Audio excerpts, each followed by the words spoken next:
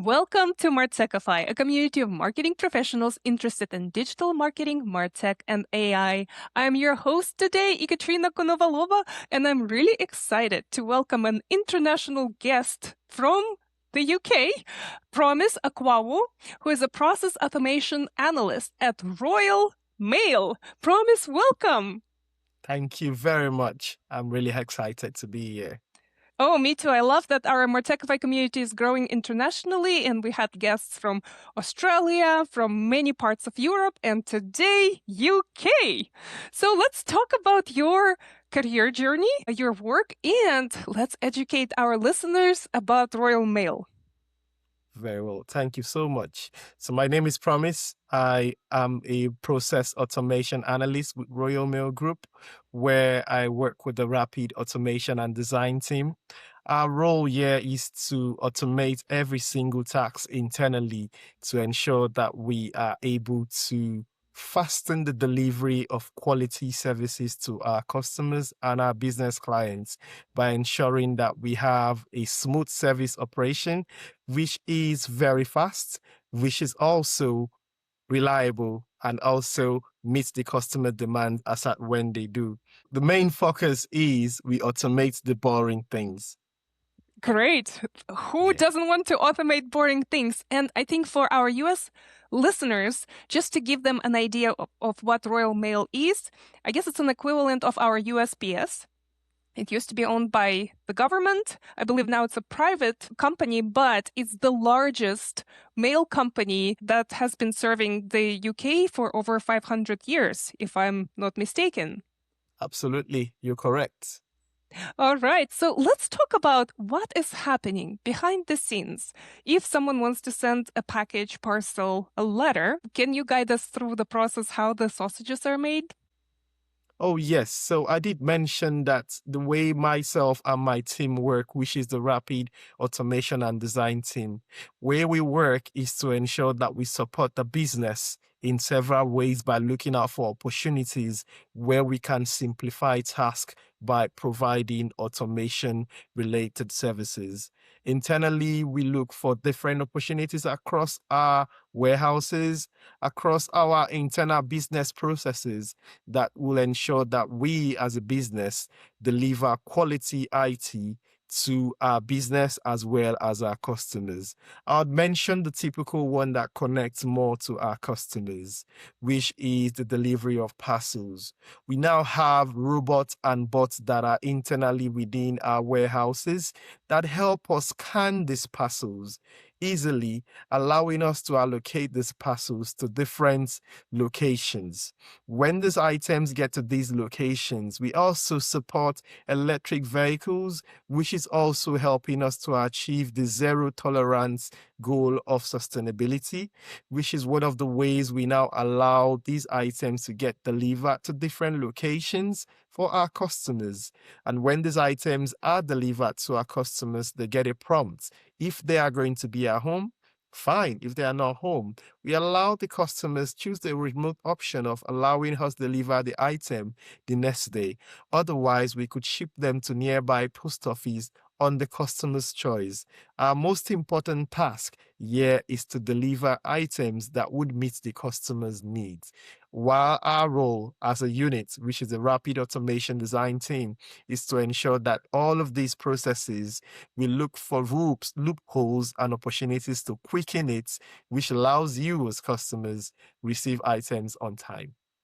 Great. And let's look at the most recent history. So, how this process has changed in the last few years and where is it headed now? Because I see optimizations, I see how the speed improves every year, right? Yes. First off, Royal Mail is not just a home-based company. We are known as the business number one delivery partner across the UK. Not just the business, the whole country's number one renowned delivery partner. And why you've seen that is because over time, we've grown from typical manual paper recorded delivery of inventory related items of our parcels to having yokes that are built by bots and robots. We have robots in different warehouses that can help us sort parcels, supported by human decision making. What you see is a continuous growth and continuous improvement of automated systems, automated bots, and human enablement to allow the optimization of that vision of ensuring that we achieve zero tolerance of delivery parcels.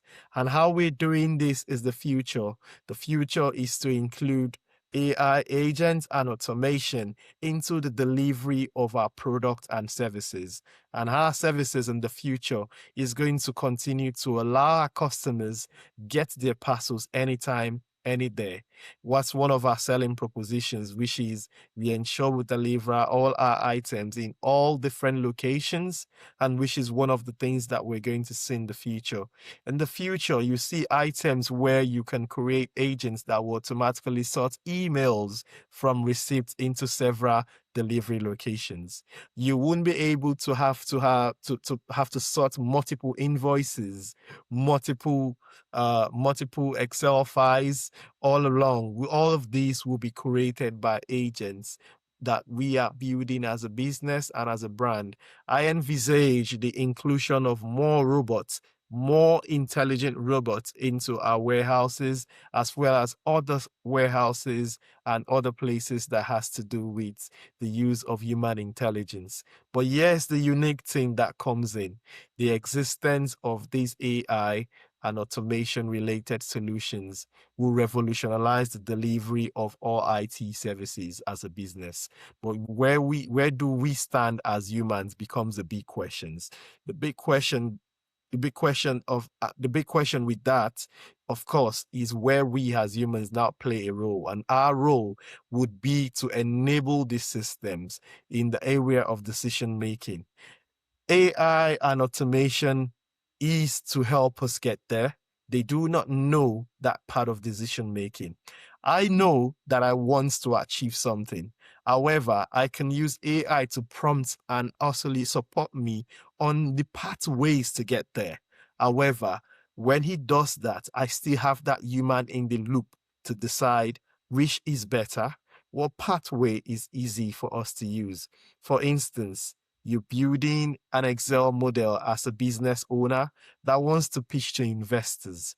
It's giving you several Excel formulas that will tell you how to calculate return of investment, right?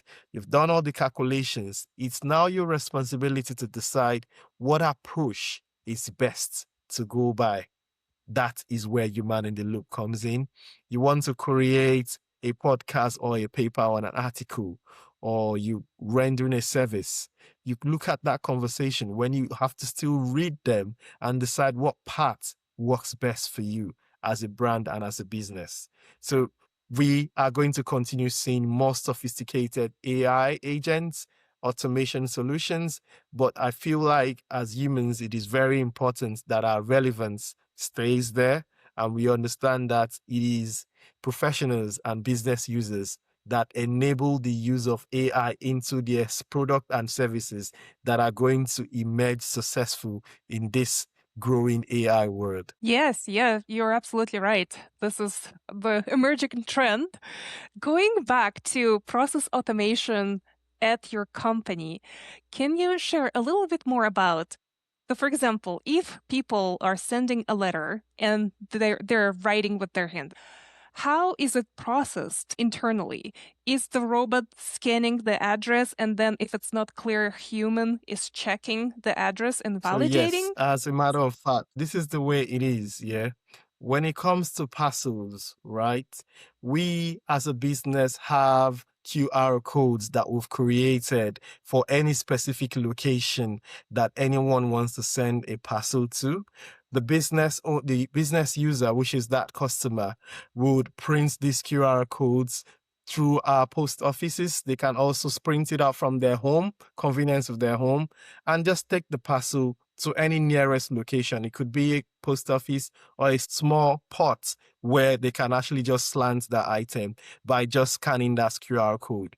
That QR code allows us to sort where the specific location of the item would be going to, which then allows us to then take it from there and relieve the burden from the client and the customer. There is no manual process when it comes to delivery of items within our business. Everything is automated. You can't have any challenge of writing at all. We also have a Google system that allows us to even manage locations embedded into our operations. So we can actually get to the roots and crannies of everywhere here in the UK. Nice. And when you mentioned it could be delivered any day of the week, including Sundays, including weekends? Yes, if at any point the business cannot deliver on a weekend day, our customers are going to be notified and told that we are going to deliver this item at a specific day, and that's how we operate. Mm-hmm. And what's the Yes. quickest turnaround?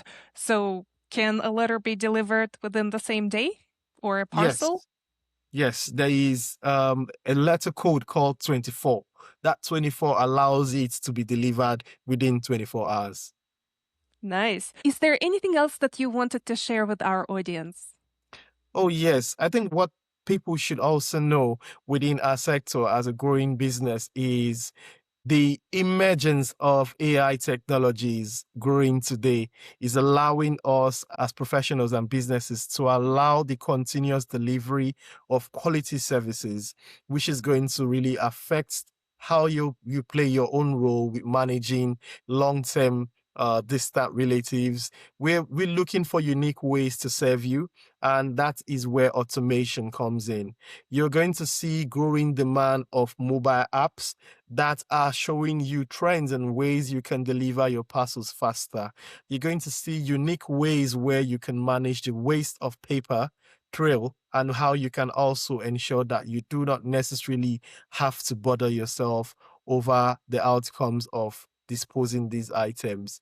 IT and automation is going to change how these things are, and which is something that I think as users and end users, we should enable that change, be ready for the change of being IT savvy, automation savvy, and agent savvy as well. However, I would also want us to also be very, very much paying attention to how we treat different links and different resources. Observe the credibility of platforms and resources that you see, because there are going to be mischievous and different types of resources out there within the internet that are definitely trying to really exploit your usage of AI. So you want to be vigilant when you exploit the use of AI solutions. Mm-hmm. Yes. And as we're wrapping up our conversation, when you mentioned automated delivery, do you have any vehicles or drones or robots delivering mail right now, or it's still delivered by a person? It has to be a person. Imagine if you have a robot coming to your house. Would you be It happens excited in, to do that? well, it happens in some countries. I know. Yes.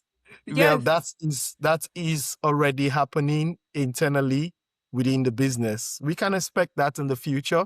And we're also very much conscious of the human in the loop conversation that we already talked about, which is very, very important. We want to ensure that there is a human touch in the delivery of our items such that people get to really be felt. You wouldn't be happy if a robot just delivers an item and drops it not the way you'd want. So there is also a need to put a balance to how these things work.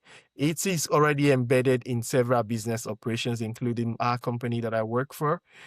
Yeah. So it's not out of the place to put that as a futuristic conversation.